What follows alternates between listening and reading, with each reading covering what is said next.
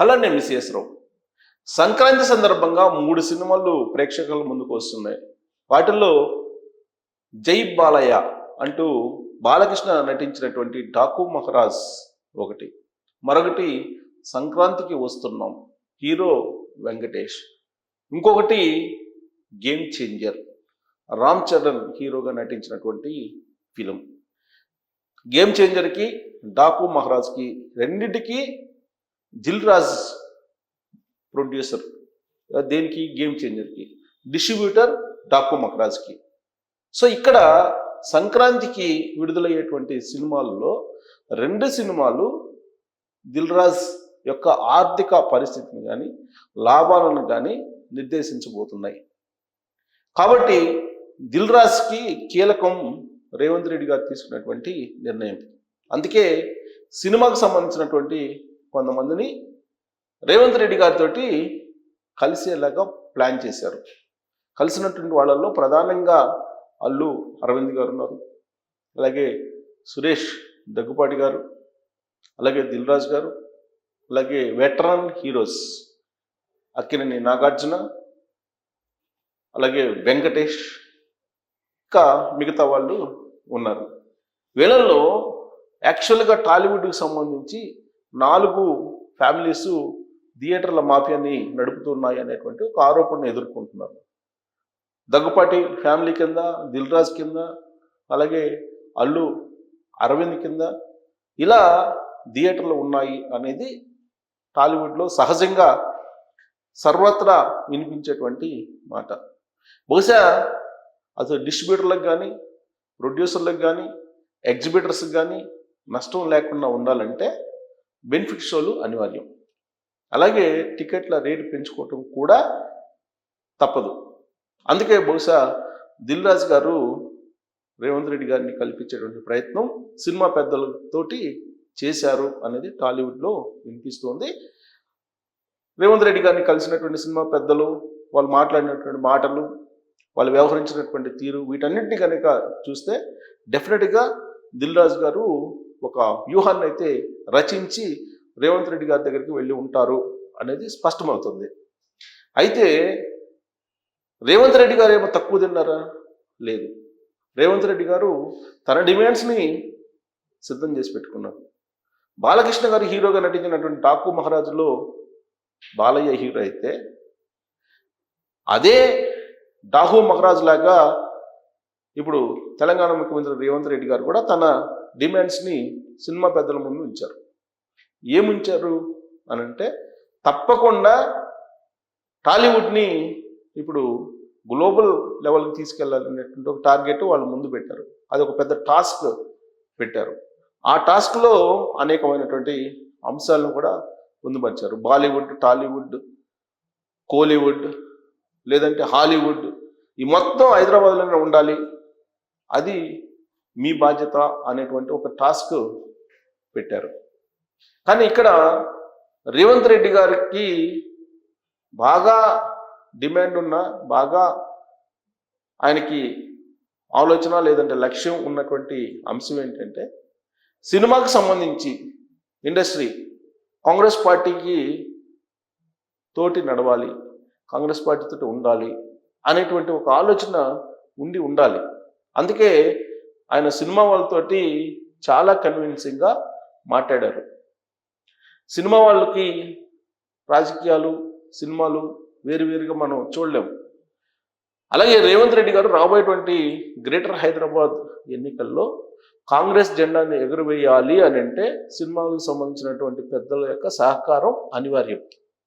అందుకే సినిమా పెద్దలు రేవంత్ రెడ్డి గారిని కలిసినప్పుడు అల్లు అర్జున్ అంటే నాకు బాగా తెలుసు, చిన్నప్పటి నుంచి తెలిసినటువంటి యాక్టర్ అయిన అతను అని చెప్పి చెప్పుకుంటూ వచ్చారు. పైగా వాళ్ళ ఫ్యామిలీ కాంగ్రెస్ తోటి ఉంది, వాళ్ళ మామ కంచెర్ల చంద్రశేఖర్ రెడ్డి గారు కాంగ్రెస్లో ఉన్నారు, అల్లు అర్జున్ చేసుకున్నటువంటి స్నేహారెడ్డి గారు తనకు బంధువు, ఇవన్నీ చెప్పుకుంటూ వచ్చారు. వీలున్నంత వరకు సినిమా ఇండస్ట్రీని రాజకీయంగా వాడుకోవటానికి పొలిటికల్ డాకుగా పేరున్నటువంటి రేవంత్ రెడ్డి గారు ఇప్పుడు వల వేశారు. ఆ వలలో సినిమా ఇండస్ట్రీ పెద్దలు ఉన్నారు అని చెప్పి మనం చెప్పచ్చు. ఆ మీటింగ్ మొత్తం మనం గనక అవలోకనం చేసుకొని గమనిస్తే గనక పరస్పరం ఒక అవగాహనకి వచ్చేటువంటి మీటింగు అనేటువంటిది చాలా క్లియర్గా కనిపించింది. కారణం ఏంటంటే నాగార్జున హీరో ఆయన ప్రసన్నం చేసుకున్నటువంటి తీరు కానీ, ఆయన నమస్కారం చేసినటువంటి తీరు కానీ, 2 చేతులతోటి నమస్కారం చేస్తూ ఎంత వంగి వంగి దండం పెట్టారో మనం చూసాం. అలాగే శాలువా కప్పి ప్రసన్నం చేసుకునేందుకు అందరూ ప్రయత్నం చేశారు. ఆ ప్రయత్నంలో భాగం సక్సెస్ అయింది అనేది కూడా వినిపిస్తుంది. బట్ రేవంత్ రెడ్డి గారు మరి సినిమా ఇండస్ట్రీకి ఏమి ఇవ్వాలి, ఏం కావాలి అనేది కూడా ఇప్పుడు చర్చనీయాంశంగా ఉంది. అయితే సినిమా వాళ్ళు రేవంత్ రెడ్డి గారికి ఏమిస్తారనే దానికన్నా కూడా రేవంత్ రెడ్డి గారు సినిమా వాళ్ళకి ఏమిస్తారు అనే దాని మీద చాలా పెద్ద ఎత్తున చర్చ జరిగింది. అయితే అక్కడ కనిపించినటువంటి పెద్ద లోపం ఏంటంటే డాకు మహారాజ్ కనిపించకపోవటం. సినిమాకు సంబంధించినటువంటి పెద్దల్లో డాకు మహారాజ్ లేరు. కానీ 3 సినిమాలు సంక్రాంతికి వస్తున్నాయి. వాటిల్లో డాకు మహారాజ్ ఇప్పటికే సోషల్ మీడియాలో హల్చల్ చేస్తూ ఉంది. మరి డాకు మహారాజ్ సినిమాకి బెనిఫిట్ షోలు అవసరం లేదా? లేదు సినిమా టికెట్లు పెంచుకోవాల్సిన అవసరం లేదా అంటే గత చరిత్రను కనుక సినిమా చరిత్రను మనం చూస్తే ఏ రోజు కూడా బాలకృష్ణ గారు ప్రభుత్వ పెద్దల దగ్గరికి వచ్చి తన సినిమాకి టికెట్లు పెంచమని కానీ, తన సినిమాకి బెనిఫిట్ షోలు ఇవ్వమని కానీ, లేదు తన సినిమాకి అవార్డులు కావాలని కానీ, లేదు తన సినిమాకి కొన్ని ప్రత్యేకమైనటువంటి బెనిఫిట్స్ కావాలని కానీ అడిగినటువంటి దాఖలాలు ఇప్పటి వరకు లేవు. ఈవెన్ కరోనా సమయంలో కూడా సినిమా విడుదల చేస్తే ప్రేక్షకులు వస్తారా రారా అనేటువంటి సందేహం అప్పట్లో ఉండేది. అందుకే చాలామంది హీరోలు నటించినటువంటి సినిమాల్ని విడుదల చేయడానికి సందేహించారు. అలాంటి సమయంలో బాలకృష్ణ గారు నటించినటువంటి అఖండ సినిమాని కరోనా సమయంలో విడుదల చేశారు. అందరూ భయపడుతున్న సమయం అది, అందరూ ఆందోళన చెందుతున్నటువంటి సమయం అది, ప్రేక్షకులు రారేమో అని సందేహంలో ఉన్నటువంటి సమయం అది. ఆ సమయంలో అఖండ సినిమా విడుదలైంది, కలెక్షన్ల వర్షాన్ని కురిపించింది. ఆ తర్వాత ధైర్యం చేసి మిగతా వాళ్ళందరూ కూడా సినిమాల్ని విడుదల చేయడం జరిగింది.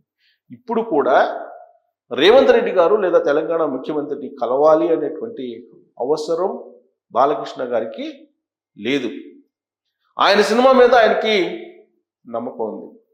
డాకు మహారాజ్ సూపర్ హిట్ అవుతుంది అనేటువంటి విశ్వాసం ఆయనకు ఉంది. గతంలో మాదిరిగానే ఇప్పుడు కూడా ఏ సీఎంని ఏ ప్రభుత్వాన్ని కలిసి లైజనింగ్ చేసుకోవాల్సినటువంటి అవసరం డాకు మహారాజ్కి లేదు. అందుకే ఆయన సంప్రదింపులకి వెళ్ళలేదు అని చెప్పి తెలుస్తుంది. సో పొలిటికల్ డాకు మహారాజ్ రేవంత్ రెడ్డి అయితే సినిమా డాకు మహారాజ్ బాలయ్య. అందుకే జై బాలయ్య అంటూ ఉంటారు. క్లిష్టమైనటువంటి సమయంలో ధైర్యం చేసి సింహం సింగిల్గా వస్తుంది అని చెప్పి నిరూపించినటువంటి బాలకృష్ణ గారు కరోనా సమయంలో అఖండ గుర్తు చేసుకుంటే కనుక దాని రిలీజు అది వసూలు చేసినటువంటి కలెక్షన్స్ ఏ సమయంలో రిలీజ్ చేశారో మనం ఒకసారి ఆలోచిస్తే ఆయన సినిమానే నమ్ముకున్నారు. ఆ సినిమాలో ఉండేటువంటి కథాంశాన్ని నమ్ముకున్నారు. ఆ సినిమాలో నటనను నమ్ముకున్నారు. కాబట్టే ఆయన ఎంతో విశ్వాసంతో సినిమాను రిలీజ్ చేసి సంక్లిష్ట సమయంలో కరోనా సంక్షోభంలో కూడా హిట్ కొట్టారు. అలాగే ఇప్పుడు ప్రభుత్వానికి సినిమా ఇండస్ట్రీకి గ్యాప్ ఉంది అని చర్చించుకుంటున్నటువంటి సమయంలో డాకు మహారాజ్ సంక్రాంతికి విడుదల కాబోతుంది. దానికి సంబంధించి ఏ ప్రభుత్వాన్ని ఏ ముఖ్యమంత్రిని కలిసి సంప్రదింపులు జరిపి ప్రత్యేకమైనటువంటి బెనిఫిట్స్ ఇవ్వాలని చెప్పి డాకు మహారాజ్ కోరటం లేదు. దాంట్లో భాగంగానే తెలంగాణ ముఖ్యమంత్రి రేవంత్ రెడ్డి గారిని కలిసినటువంటి సినిమా పెద్దల జాబితాలో బాలకృష్ణ గారు లేరు అనేది తెలుస్తుంది. సో డాకు మహారాజ్ సంక్రాంతికి మరి ఎలా ఉండబోతుంది, రేవంత్ రెడ్డి గారిని డాకు మహారాజ్ కలవకపోవడం అనేది గతంలో ఆయన అనుసరించినటువంటి పద్ధతినే అనుసరించినట్టు కనిపిస్తూ ఉందా? సో ఏ కోణం నుంచి మీరు చూస్తారు బాలకృష్ణ రేవంత్ రెడ్డి గారి మీటింగ్లో కనిపించకపోవడాన్ని అనేది మీ అభిప్రాయం తెలియజేయచ్చు. Thank you very much.